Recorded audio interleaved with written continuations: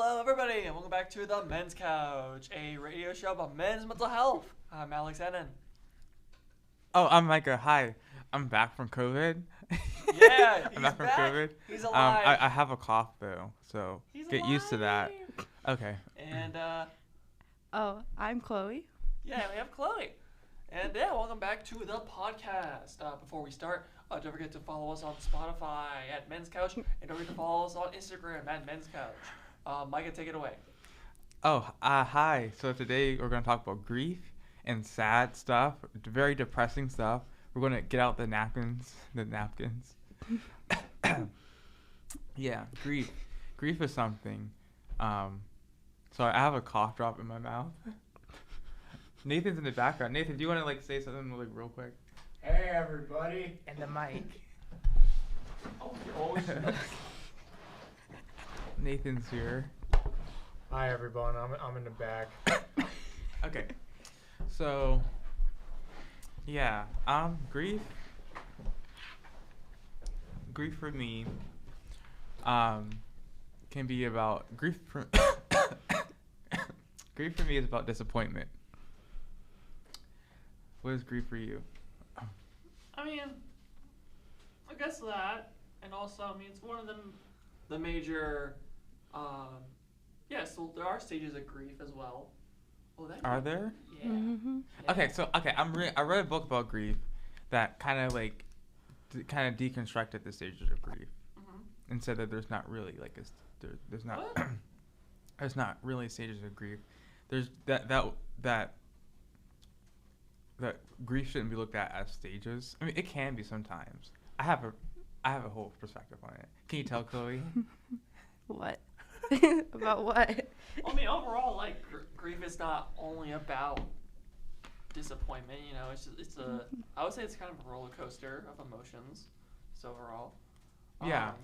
Yeah. You have experience with that. Yeah. Yeah. But I think everybody does, you know, and that's what makes it interesting of how people can not only handle grief, but what grief does to us, does to somebody.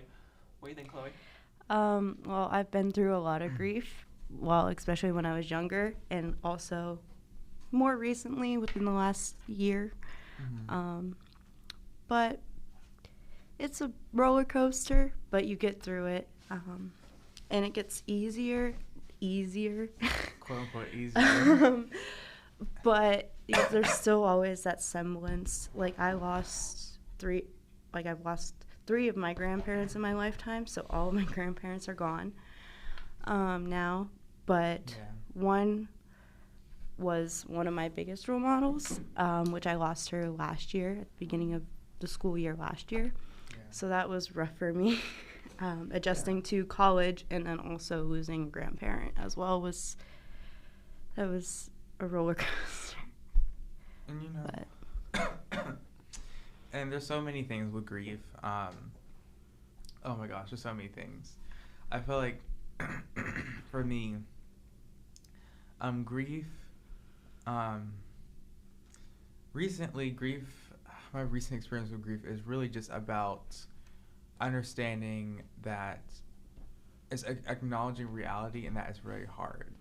The reality of your life is harder than what your ideal standard wants. It's what you want, what you think life should be, and it could be a disappointment because either you have expectations about how life should go, or you have expectations about a situation that doesn't pan out in the way that you envision in your mind, and you can experience grief because the reality is just it sucks. It's not what you want. It's not. It's just a disappointment. I think that's my more recent experience. Past grief has been I did lose my great grandmother, and that was somewhat of a traumatic season because she was we were very close. She was she was I still have her journal, so she was a huge influence on my life, and I just I think about her a lot. I still think about her. That's the thing with grief, is that there isn't. I feel like there should be no end point. It's just over time, you heal and there might there's no end point. It's just you like your emotions line up to the reality of life eventually. It's not there should be that's why that's why sometimes I don't like the stages of grief, because I feel like they put grief in like, okay, there's acceptance, then there's denial, then it's like that's not how grief. I feel like grief is a lot more messy than the stages, because there's just like you can think you're over it one day, and then it will then tomorrow it's coming right back at you. Oh yeah, that is for sure. Yeah. Yeah, and that can be about anything. It's like not just about death, but also like you can lose anything. You know, and you can still feel that way. Yeah. So grief isn't. I feel like when people talk about grief, they think about death or like a loss. There are a lot of losses that we do go through that I feel like we don't recognize that need to be grieved over. You know, we have like we've lost. There's a lot of things. Maybe just like opportunities, and maybe I would say dreams. I guess dreams could be in that category. I'm trying to suppress the cough. So I guess dreams that didn't really align up to your expectations, that something didn't work out that you envisioned, and then it's something to grieve over, because I think too, for me, I'm grieving a lot is that life is messier than I have in my head, and I'm like grieving that. But what I think like there's a lot of, there can be some, since we want to talk about stigma, there can be like a lot of stigma with grief. If you're still like people, I feel like there's people thinking that you should be over it at a certain time. That's not your experience. And I think we should be okay to what's wrong? I think Nathan's in the background. So I think we should be okay to experience grief and it not have to be over at a certain time. But it's something that it comes up, and it's just like anything else. I think grief should be welcomed. Mm-hmm. I think grief sometimes can be beautiful because you recognize, it's like grief sometimes puts more meaning into things, because now that it's not there, then there's a lot then it means it had like such meaning for you. Are you going to be okay? Yeah. So a lot of so how I remember my grandma is baking. Mm-hmm. So I bake, and I bake a lot.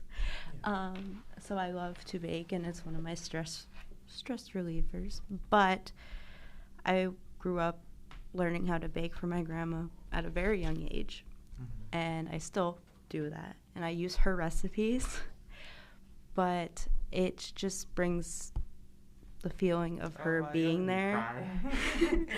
And it just makes me feel more connected to my grandma, even though she's gone. Yeah.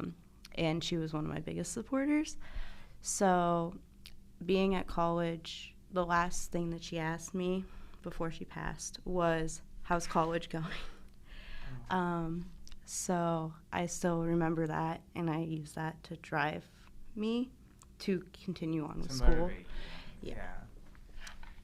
Because she was so proud of me for going to college. So yeah. That's gonna make me cry. But yeah, so that's so beautiful, because it's like you don't have, like, your grandmother's not here, but maybe like she's okay, this is gonna sound weird, and I've said it before, but it's gonna sound weird. She's here, living through how you lived your life. Yeah, is inspired by her.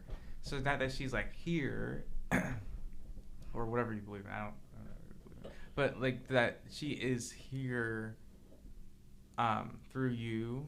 There's probably like a lot of traits that you recognize within yourself that Mhm. you have in your grandmother, and that's the same way that it is with my grandmother that passed, which I think, oh my gosh, was almost 2 years ago.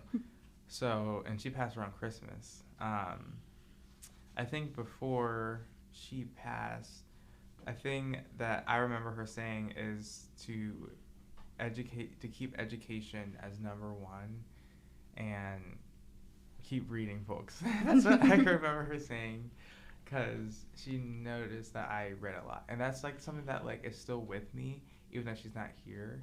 It still like holds so much value, like the fact that she did that, and like this like gave me that push and encouragement, and that's the reason why I have her journals, and I have like, cause she wrote journals about just stuff that she went through, and that like inspires me to. It's like she's speaking to me, but she's not like here, but she's still speaking to me, which I think that's another thing is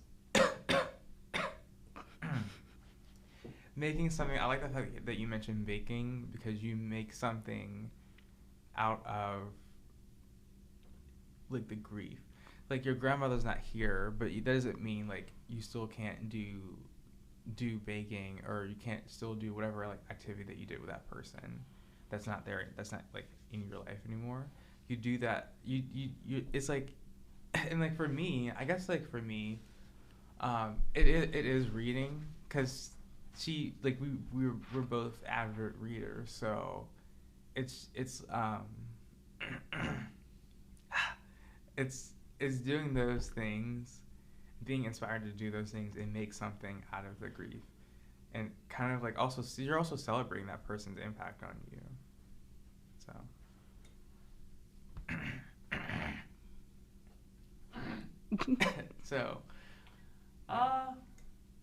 Yeah, like, that's really cool. Like, I don't, like, no matter what you believe in, I think, there is a part of that, especially in family. what? You know, the whole, there's a part of them that's inside you. Yeah. Yeah. Like you can still celebrate, even though that they're not there anymore. And Yeah. yeah, I remember I was like really sad. How I processed it, because it's the thing about like the way that my grandmother died is that it was more, but also like it wasn't. So actually, the way that she died, it was peaceful. It wasn't Okay. like it was more because she had cancer. So she, it was more like she was also at the same time coming to terms with it. But like within like the year that she had cancer, like before she died, like we like developed like a super closer bond, and it's like she was setting this foundation for me and my sister to be successful adults by like just imparting wisdom in us. What is that? Keep going. Oh, because that's. Yeah, keep going. Oh, I can just. You should have did this. You pressed the wrong button. Oh, I did? Oh, my bad. Anyway. Alex needs a help button. Anyway, so yeah, I think, but yeah, grief is special. I've become more comfortable with grief. Mm-hmm. I've become more comfortable with just expressing grief. I've become more comfortable with expressing grief. I remember the one day that you found me crying in my bed, and it's kind of for me it's embarrassing, but it's also at the same time it allowed me to break out of my shell with because I'm uncomfortable, because as a guy you're uncomfortable with vulnerability, so you're in front of another guy, at least, and like crying. I think I don't know if that was the first time you saw me cry, but I don't know. I think so. But yeah, I wanna say crying so, yeah. was a way for me. I think it was like also a way for us to like connect on a deeper level, because we were also both going through something Yeah. at the same time. So grief also can be used to connect people. Mm-hmm. Because even if you're not going through the same grief situation, you can both connect on the fact that grief is hard. This is hard, and I like that you didn't like tell me to like just get over it. It was just like you just were patient with me, and you sat next to me, and it's just a wholesome. Yeah. It's a very whole moment. So, and that's like that's another thing about with we're talking about like the stigma of grief in men and Chloe and women. So we're talking about the stigma of grief is that I think why are we uncomfortable with grief? Why are we uncomfortable with grief? Yeah, why are we uncomfortable with grief? I guess because Nathan? I guess maybe because, well, you know, it is, it's hard to accept sometimes, I guess, depending on the situation. Makes you feel more vulnerable. Yeah, exactly. Yeah, I guess like for me, it makes me feel like naked in a sense. Yeah. Not like actually, but just the fact that I'm kind of expressing something that's like that's very deeply that's hard for me, and expressing something is kind of it's because like I'm getting better at this. I'm getting better at expressing uncomfortable emotions in front of people. But also grief it's messy too, because of the way that we view crying is kind of like, oh, I don't know, like we're uncomfortable, like I don't know what to do when this person's crying. I don't know how to do this. So it becomes it's messy, but I think we have to get more comfortable with it being that way, and that's how we can look at our journey with grief, or just if we're going through like a season of grief, we have to understand that it's messy, and there's no like solid answer. There's not going to be like a hi. There's not going to be so with grief. There's no there's no solid answer. There's no because it's like just like an emotion. It's not there's no quick fix with grief. There's no fix. It just is. It's sometimes I'm not saying it's like simple, but grief is an experience. It's not something that needs to be like, oh, you just need to do this and then you'll be okay. That's not how grief works. Yeah, exactly. Sorry. No. That's not how grief works. Yeah, but I think it's grief is just Nathan's our audience. That's not how grief works. That's not how life works. It's just it's complicated, and if you think you're healed from it, and it's just there's no point. There's no Nathan has nickel problems. Anyway. There's no. Imagine the context. There's no point. And I understand the stages of grief. I'm not like totally against it. I think it can be valuable sometimes, with that. But also grief is an emotion, and you can't control when an emotion will come. You can't control when the grief will come. Because you can just have like a nice day, and there's like a trigger, or like no, like that. Your grandma's favorite food, and it just brings back everything. Or just like, yeah, even if you wake up in the morning and just like or you just start thinking about the thing. Yeah, it's like random all of a sudden. Yeah, you know? and I think it's a slight trigger, or not even a trigger at all. And that's okay. There's That's nothing okay, wrong with that. It's just right now I'm having a moment of grief. I'm having this come up to the surface, and I think it's just okay. Because I feel like with grief, grief allows us to experience life on a deeper level. Yeah. And be more connected to life. Because I feel like if you don't go through grief, then I feel like you can't really value what life brings. Because grief reveals that, okay, I don't have something anymore. Like I don't have he's chewing on pizza. The Krusty Krab pizza is the pizza. Like you eat. So he like there's a lot of like you can't experience life on a deeper level. You can't be connected to things in life, like losing an animal, like losing a cat. I lost my last cat way back in 2016. Wait, no, 2017. I only have one cat left. But anyway, this is the side thing. So, and I was like sad for 2 weeks. Like it wasn't like I wasn't a break in the sadness.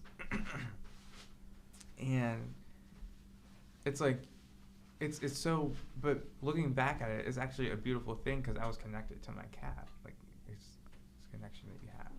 And grief is like a reflection of the connection that we have to each other and to the world around us. Mm-hmm. Yeah. I lost my black lab a few years ago. Oh, Nathan's up to the plate. But and we got her as my 6th birthday present. What's muted? So Can we all hear? Sorry. yes. Beep him up. Are we Hello? all? Okay. Nathan? Yeah, I can hear. I am on now. Yeah, Yes. grief is. Welcome to the show, buddy. Yeah. So All right. Nathan, what are your things on grief? So I haven't experienced the most grief in my life, but there are a few instances where I've had like a loss of someone because most of my grandparents that I did lose were when I was really young and I didn't completely understand it. The first time that someone in my family passed and I did understand it was when I was in 1st grade, so maybe 8 years old, when Yeah. my grandfather died, and I kind of knew it was going to happen because he was like really sick. Yeah. And all I remember is when my mom broke the news to me is I just like broke down crying, Okay. and that affected me for like a good few months. Okay. Anytime I would think about it, I would get really sad and like break down crying again, and that was a really hard moment for me. Oh my gosh, that's good. That's beautiful. Yeah. Yeah. Yeah. I like grief. I also lost two grandparents. I lost 2 grandparents when I was in 6th grade, so 2017. Okay. I lost my grandma on my dad's side first, and then I lost my grandpa on my mom's side a week after my grandma passed. Yeah. So it was kind of, Wow. it was back to back, Yeah. losing grandparents. But my grandma, I wasn't as close to because I didn't get to visit her that often. But she had Alzheimer's and dementia, and she was in a nursing home. But my dad didn't take us to see her that often.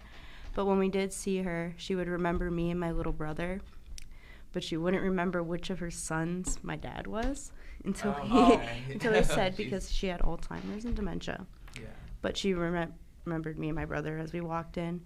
But she would always have stuff for my little brother and me in her room, whether it was candy or stuff she won at bingo because she played bingo. She loved bingo. But I don't remember a whole lot about her. And then my grandpa on my dad's side passed before I was even born. So the most I know about him is that he was in the army and he fought in the Korean War.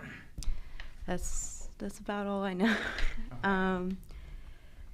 And then my grandpa Ken, he passed away a week later. So he passed away on April Fool's Day. So I have a hard time with Gosh. April Fools. Yeah. So I can't do April Fools anymore.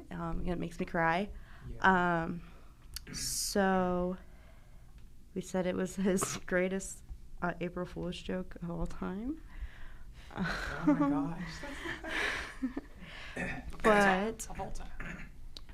But my grandpa Ken, he was also a big part in my life because I saw him and my grandma Cora all the time when I was younger. I was always at their house, always helping them with stuff.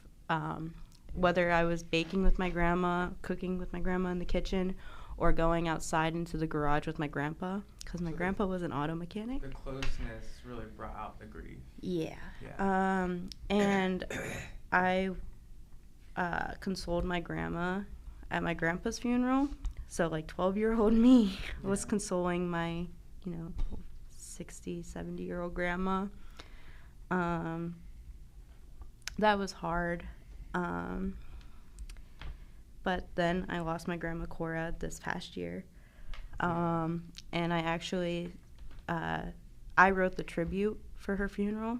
Okay. That's really nice. So I gave the tribute because none of my other cousins could do it. But you were also close with her. Yeah. So. Well, all of us were pretty much close with her, but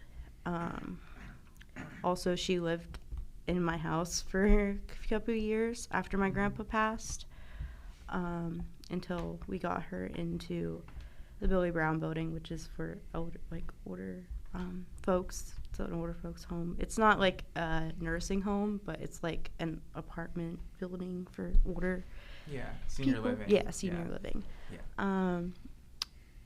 But we had just moved her in, and in a week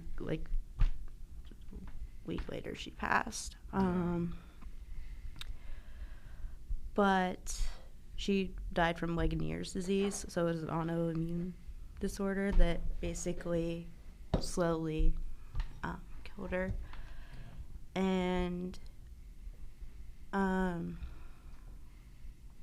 was rough. But I felt like the tribute was something I needed to do. To give something to that. And it was the fact that none of my other cousins thought that they could do it, and then me being like the older of the younger cousins, going up there and doing it kind of just helped me with the grieving process. It helped you to express the grief and express what she meant to you. Yeah, and I think it also expressed a lot of what my older cousins and stuff experienced with my grandma, because my grandma, she loved to dance in the rain, so we danced in the rain a lot when I was younger, and because I would be like, I want to dance in the rain, and then she would be like, okay, let's go do it. Yeah. And she would go out there and dance in the rain with me.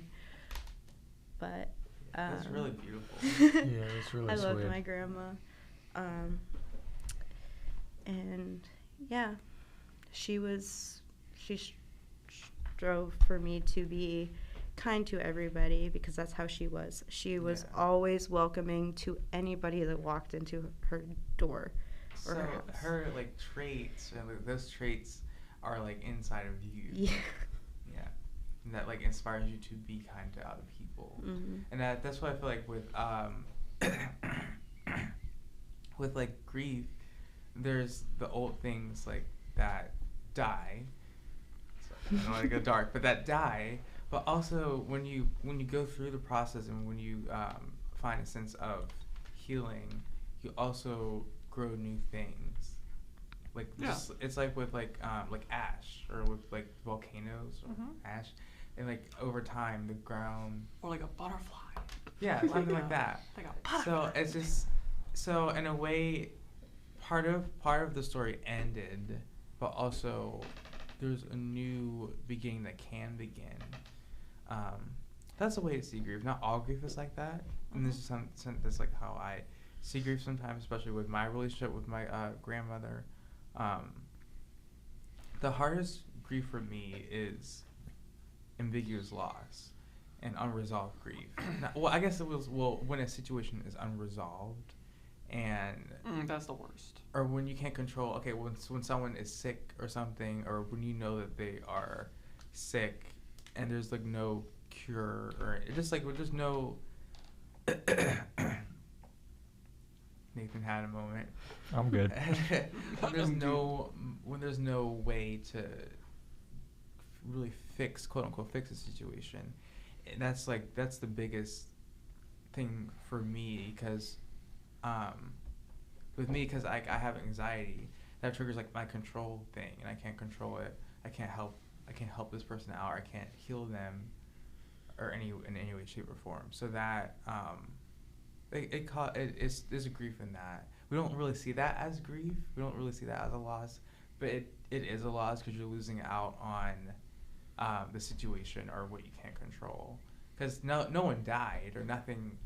No, the situation itself didn't technically end, but it's not resolved. Does that make sense? Yeah. Nathan's nodding Yeah, it makes perfect you're sense. nodding your head. Yeah. Yeah. Yeah. So, do we have any like? I think. Well, here's the thing. I've never lost a grandparent yet. I still have all 4 of them, I which see them you know a lot. I'm incredibly lucky to have them. I'm incredibly honored. However, I have lost my great grandfather when a few years ago. Yeah, I mean, my grandparents are still alive too. Yeah. But the great one. But Yeah. Sorry. But that was my first experience of losing someone, especially in the family, and that was kind of a wake up call a little bit. Like, whoa, Yeah. like this can happen. Like life.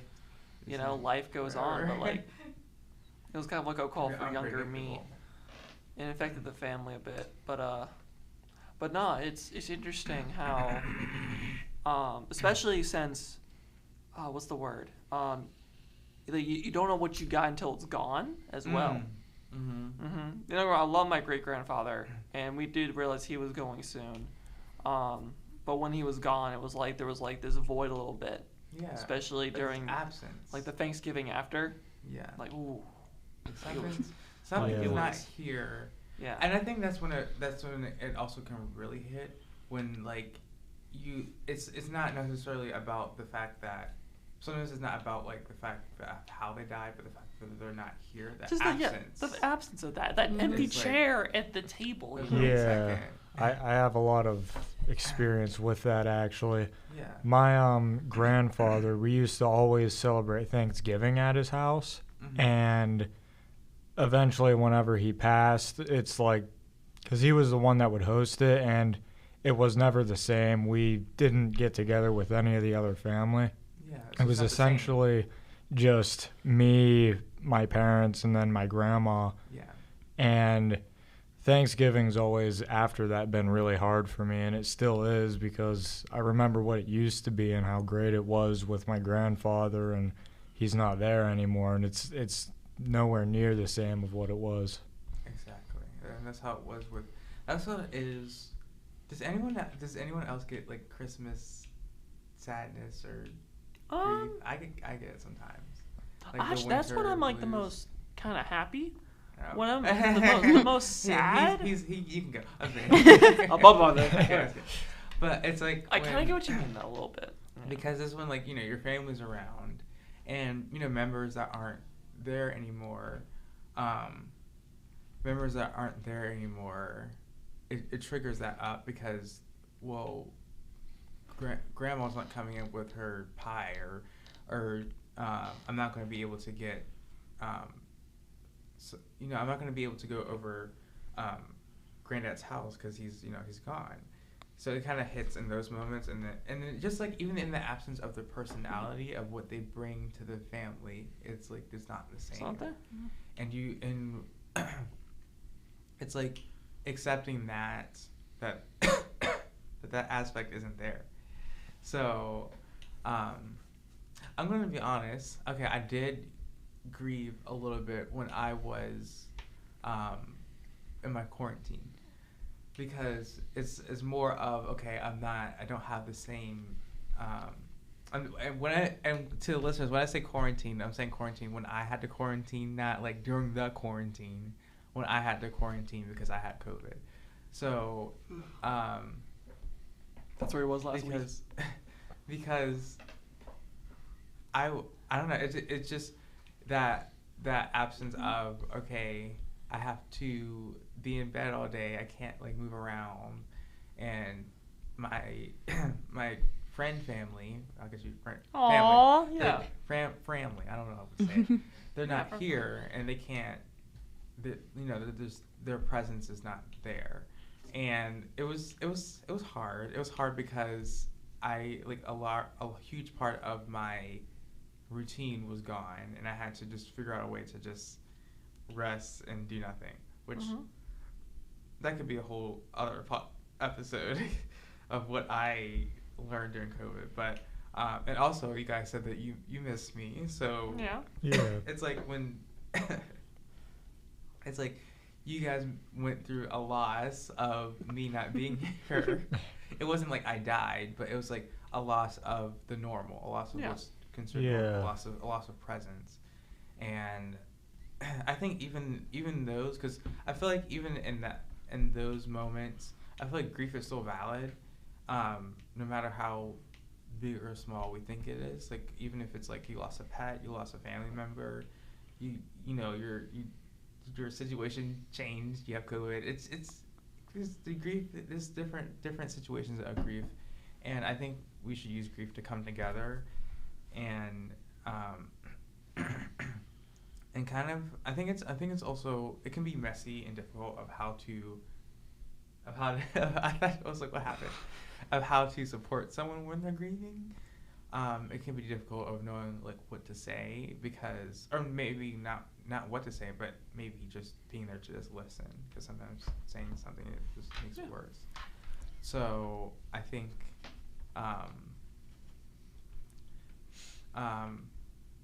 and I think when I cried that day, when I cried in the room that day, I feel like it was just like a moment, because it was a moment for me to just sit and do nothing. And I think sometimes that's the best thing you can do with grief, is to just do nothing, let the tears come. And I kept like, agree. And I was embarrassed with you. Oh, me? No, when I was embarrassed like for myself, because I was like crying in front of my roommate. But even though like I know your personality, you're not gonna like shame me about grief. But it's also like maybe like you come from an environment, or from just maybe you grew up and grief was kind of like not really expressed openly. So to do that is very like weird. And I think for me, that experience, the fact that you like came over and just like gave me like the tissues and everything, that was like a totally, I would say, it's a different experience than what I'm used to, especially coming from another guy, because I feel like growing up, or just in general, we're kind of used to men just being like, oh no, just get over, just like, you know. Yeah. And that was the complete opposite. We've said this many times, that the whole stigma of men crying. of males like showing no emotion, of they're all being tough, that's not true. That doesn't have to be the case, and that shouldn't be the case of men hiding their feelings. You know, so I really appreciate you coming to me because of that. I kind of was forced to. I couldn't leave. It just happened. I was like, oh, frick. Well, too bad. But yeah. You know, that's what this whole show's about, you know? Like, not even not just men, but also like just everyone in general. Yeah. As well. What's up, Chloe? Chloe. But yeah, like everyone should be able to show their true feelings. And not be hidden behind stereotypes or anything along those lines. And it's not even like, it's also like what I was crying over. It's just like I was going through like a rough patch with a rough patch with a friend, and it really hit my heart, because in friendship I'm not used to like going through seasons and like working it out. I'm always just used to like it failing.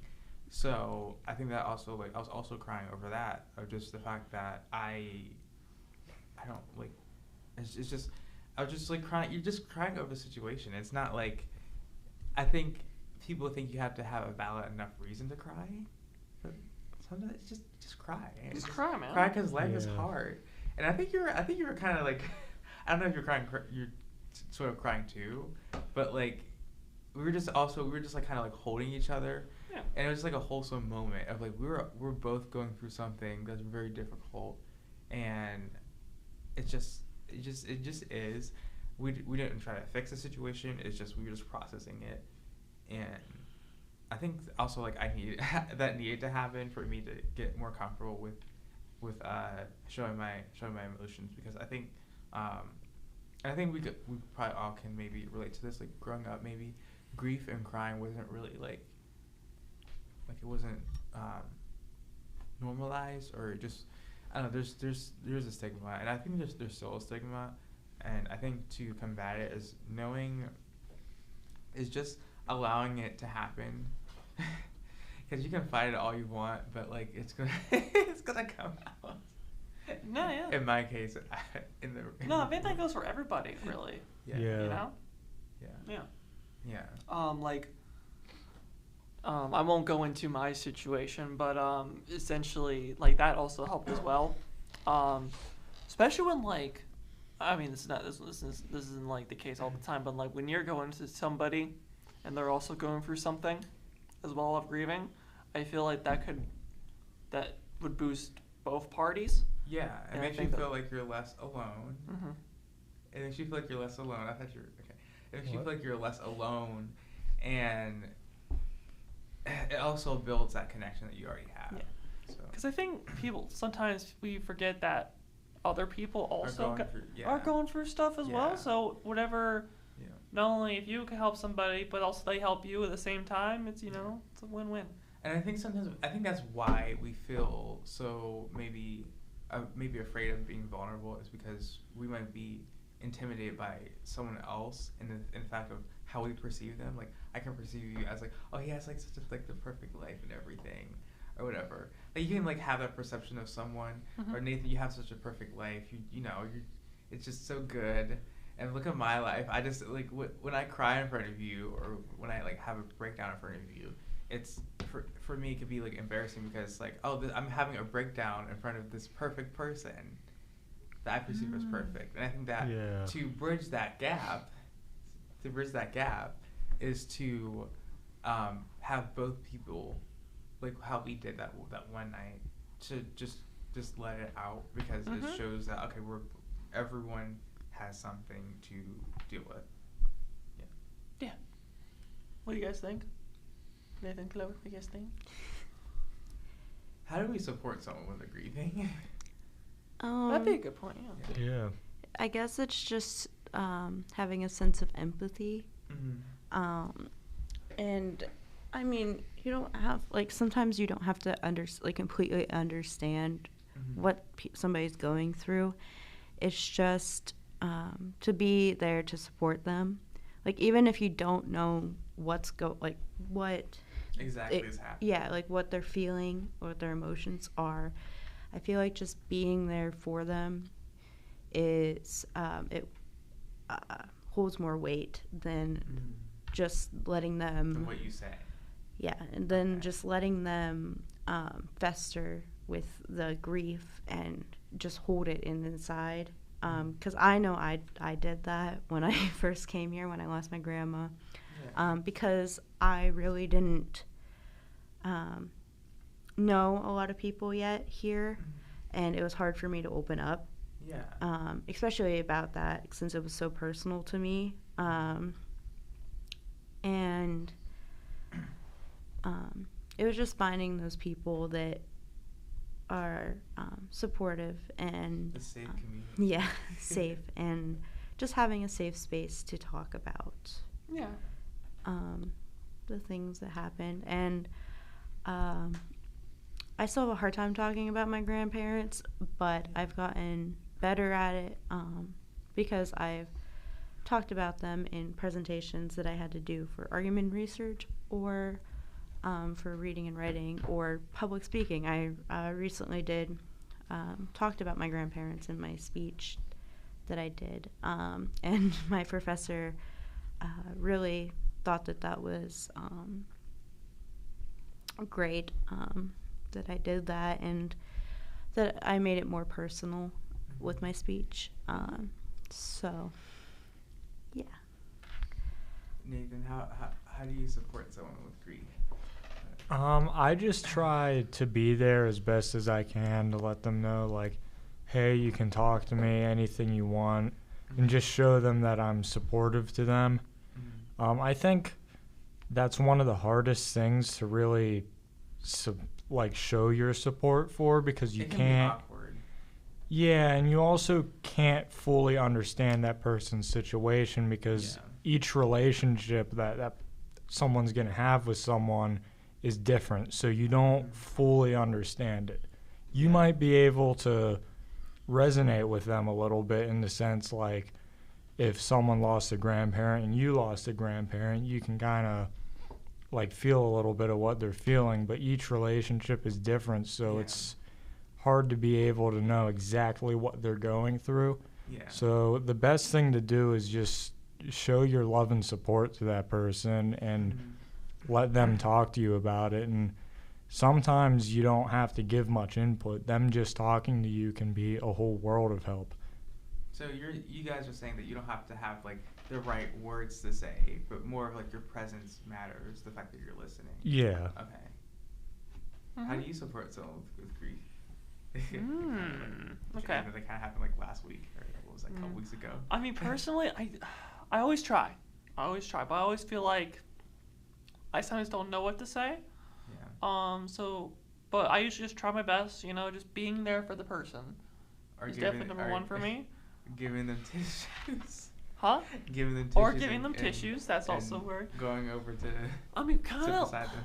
I always try to stay positive, no matter what's going on. And of course, some people, that's not how they operate. That's not how I operate. Which is fine. So I always try to see how they deal with things, how they go through stuff, and I usually just help them out with that as well. Yeah, that's what I try to do. Interesting.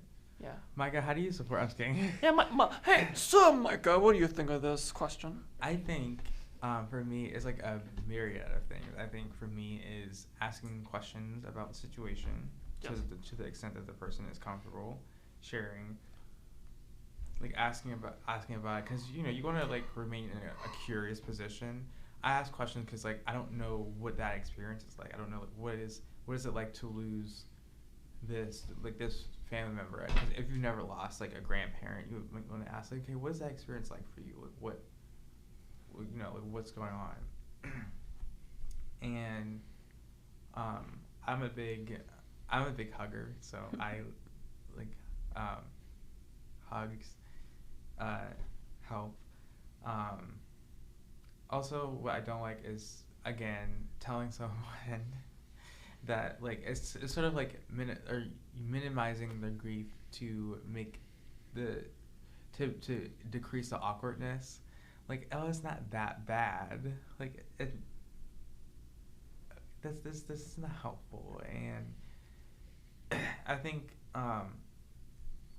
just that other person, also the other person sharing something about like sharing a grief thing that they experience is also helpful for me, because even though it's not like the exact same situation, it's also like we both experience the emotion of grief, and that is like super helpful to feel like less alone in what you're going through. Yeah, I think that's helpful. Also, going over to their side of the room and giving them tissues and sitting next to them is also helpful. So, yeah. So,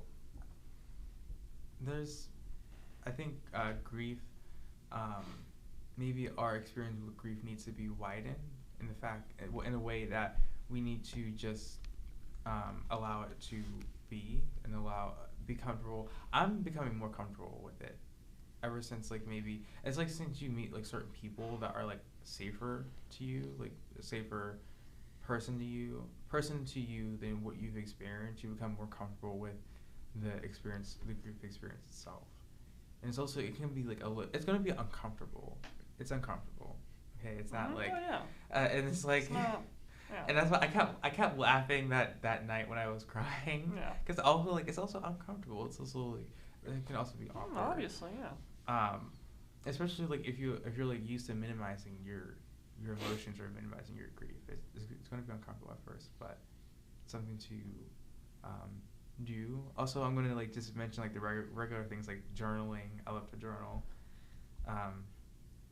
It just helps me to like explain the grief in a way that sometimes like emotions, can't really do that. So, yeah. All right. Yeah, I think the moral of the story, is everyone deals with. Suck it up. Yeah, suck it up, Buttercup. Anyway, no, the moral of the story is like, you know, people have different ways of dealing with grief, but just like also know that you're not alone. You always, there will be people there to help you out, and yeah. And also, grief is not linear. There's no linear thing. It's just it happens. You might go through a season of it, then you might feel like you're done. Then it might come back up again. It's very unpredictable. It's not predictable at all. Yeah, it's, you know, so if it comes up, it comes up. But, like, just, you know, as long as you got people behind your back, you know, you can do anything, right? Yeah. Friendship is magic. But no, for real, like, being around people helps. The power of friendship and grief. Yeah, you know? No, like, I know that's like a magic sunshine and rainbow statement, but like... But like, it could be true. Grief can be used as a way to connect to other people. Ooh, that's a good point. We don't see it that way, because I feel like with grief, we feel like it's like an isolated thing. Like or at least for me, you tend to like withdraw from everyone. You tend to like go into your grief shell. But what if grief can be used to connect to someone on a deeper level, and you didn't know that person had grief too? There's always like those what if. Those are the good what ifs. Like the what if this could. Yeah. I think you have so much to say. I don't know why. I'm like looking at you like, what do you see? What do you need to say?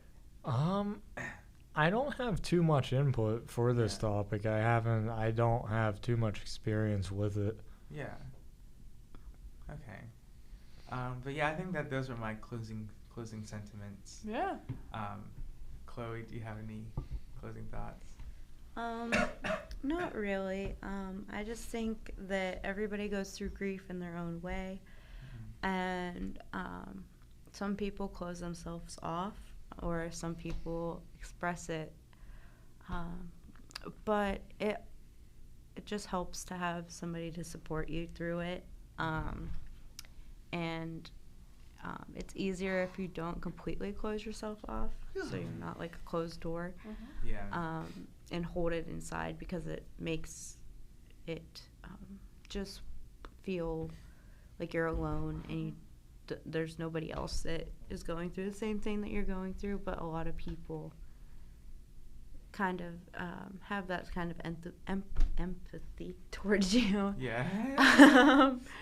And some people have gone through the same thing, or some people are going through the same thing. So it's just a matter of being there to support others through any hard time that they're going through. Yeah. I'm liking these closing statements. Do you want to sign us off?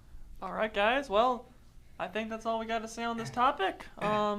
So yeah, thank you guys so much for listening once again. Seriously, we cannot do this show without you guys listening to us every week and talk about these interesting topics. So yeah, don't forget to follow us on Spotify and also Instagram. This week, I'm going to post things, I swear. Okay? Because I've been very off on that. But. And he's going to get Marvel vs. Capcom. Mm-hmm. Oh yeah. Yes. All the right. third or second, or maybe both. We'll see what happens. Would you get both? I might get both. Oh my gosh. Oh yeah. What? It's about I'm to gonna be, have it's about to be crazy up in here. But anyway. Oh my gosh. Yeah, don't forget to I almost said like and subscribe. My bad. Don't forget to follow us on Instagram and Spotify, and we'll see you guys tomorrow. Actually, tomorrow. So yeah. So all right. Well, peace out, Girl Scouts. All right. Bye. All right. See you, everybody.